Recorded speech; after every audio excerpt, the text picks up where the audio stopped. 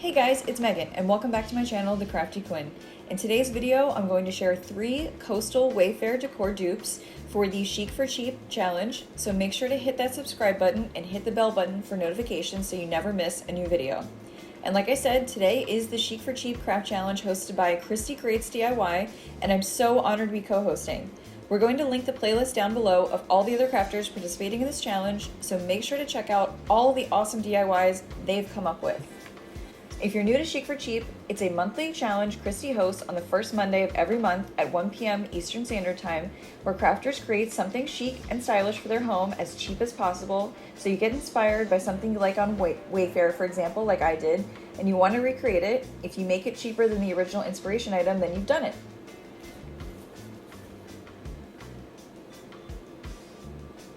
So for this first DIY, I'm going to be making this Wayfair seashell jar you see here for mostly Dollar Tree items, and it's listed for $25.99.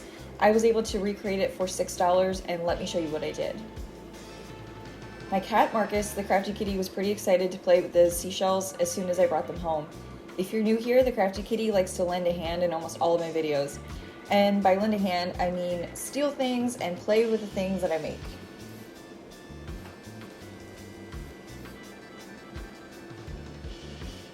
So right now I'm opening up this bag of seashells I got from the Dollar Tree. And there's really not much to this DIY. Right now I'm just filling up the jar with seashells, trying to make sure I have enough seashells to fill this jar to the top to look just like the original.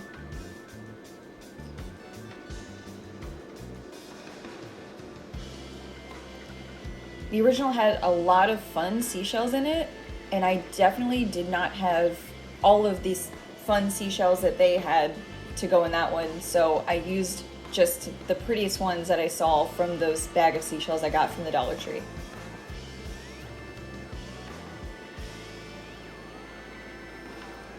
And Marcus is being a good little inspector and making sure I do this as close to the original as possible.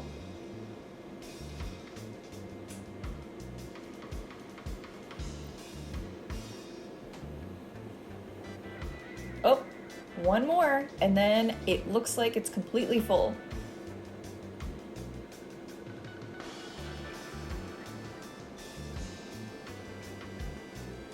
So now I'm just taking some jute and I hot glued the jute to the lid of the jar, giving Marcus some cat scratches first.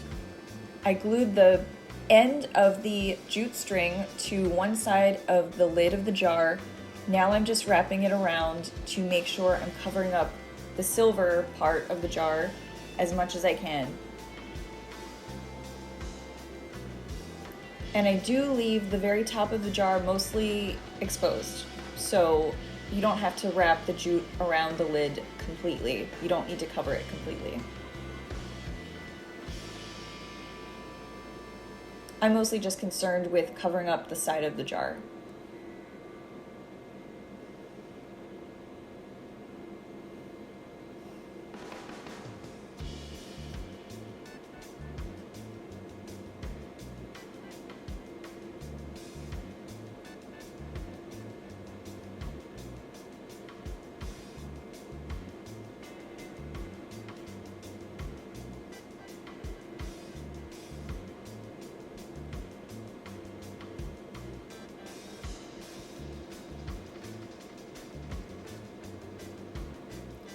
So once it looks like it's wrapped all the way around the jar, I leave 2 ends of the string long so that I can attach some beads that I got from Michael's to the ends of the string.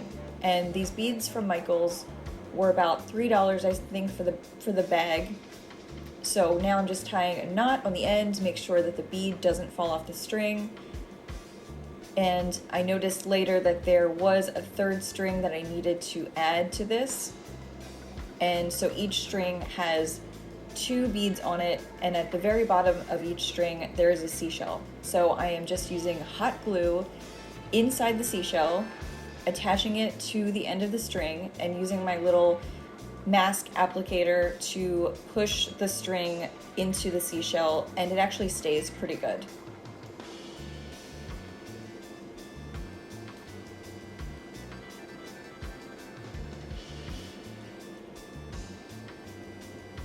I think I was worried I got burned for a second there.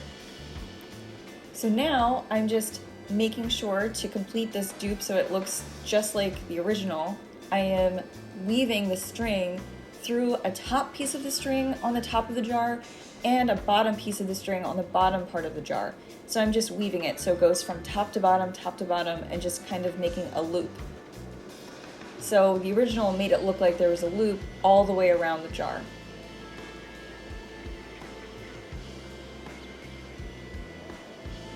Or I should say multiple loops.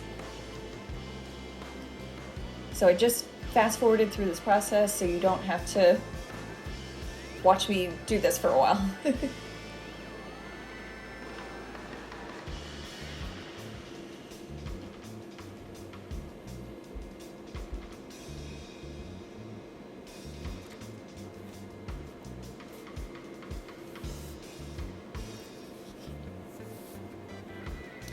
So I think this turned out pretty darn close to the original, and now I can't wait to use it in my summer decor.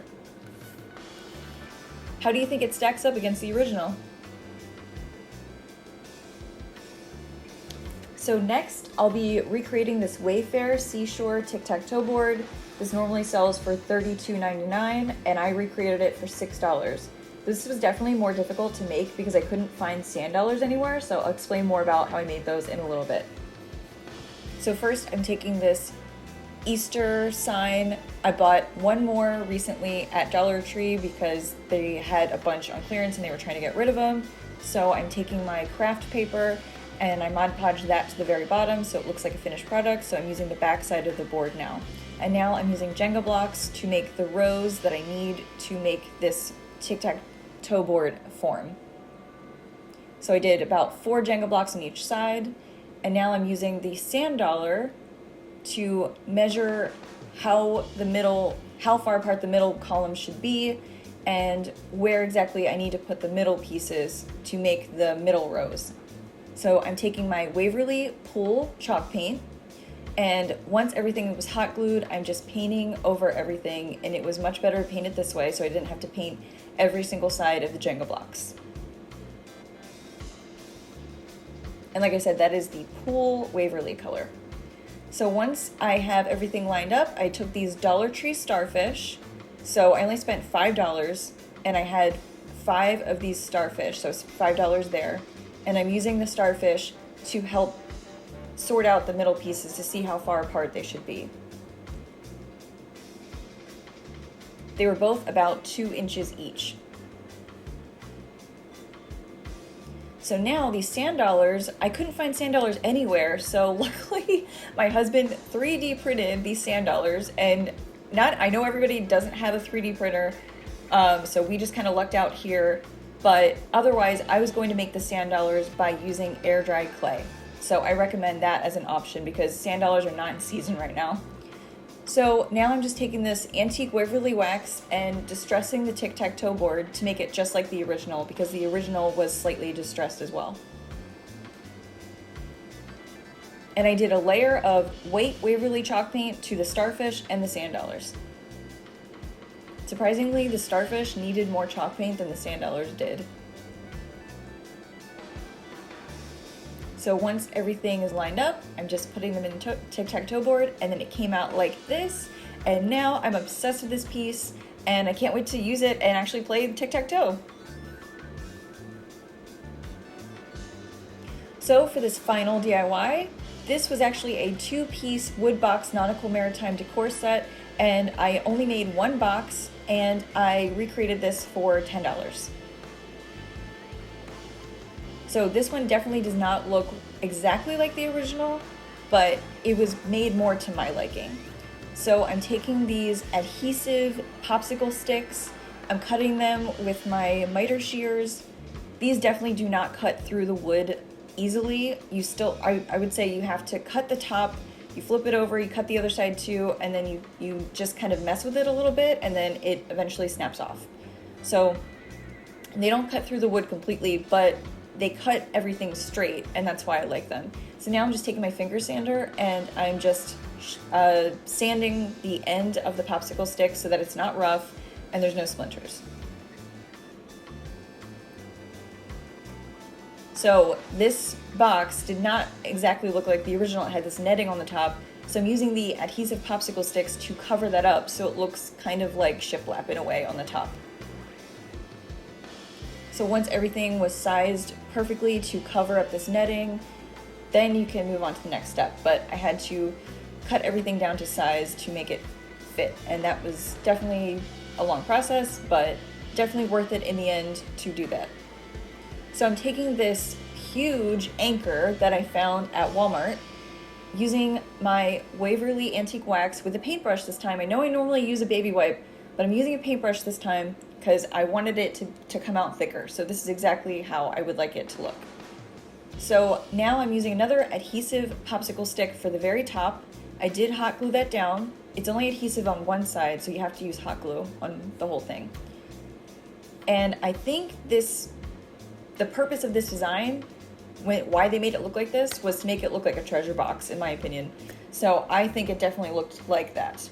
So I didn't do it completely the same as the original. I didn't put the sticks all the way around the box from top to bottom. I only put the extra sticks on the top, if that makes sense.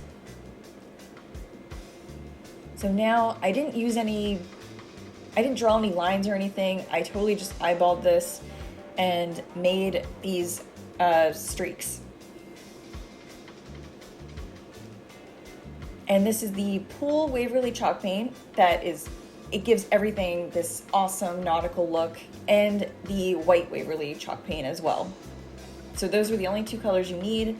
I didn't do any extra distressing, just like the original had. By kind of doing it not completely straight, that kind of, to me, gave it the distressed look that I was looking for.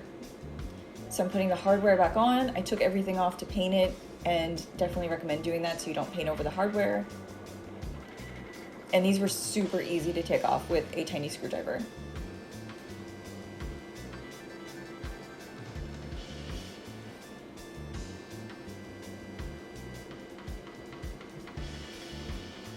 So now I just hot glued the anchor to the very top of the box, and I did tie some jute string to the end of the anchor, I believe before I hot glued it down. It's hard to see right here, but I tied some string to the top of the anchor to make it look just like the original. And the anchor on the original is not supposed to take up the entire part of the box, but like I said, I was definitely making this to my liking.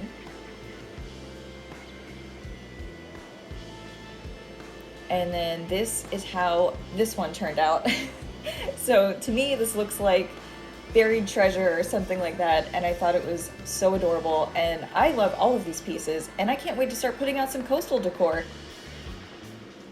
So let me know what you guys think down in the comments below, and please make sure to check out all the other crafters in the playlist.